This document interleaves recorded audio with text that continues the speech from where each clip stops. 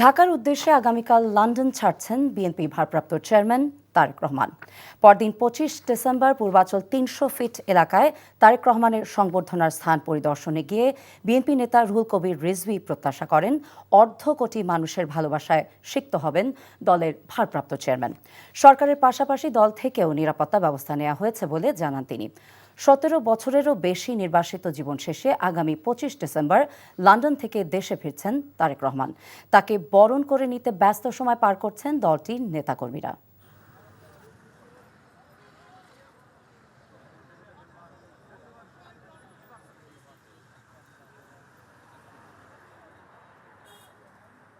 উনি নেমে একেবারে এই মঞ্চে এসে যে জনসমাগম হবে তাদের সামনে শুভেচ্ছা দিয়ে উনি তার মা দেশনেত্রী বেগম খালেদা জিয়া, যিনি দীর্ঘদিন নিপীড়ন নির্যাতন সহ্য করেছেন, আজকে চিকিৎসাধীন অবস্থায়, তাকে দেখে তারপরে তিনি বাসায় যাবেন।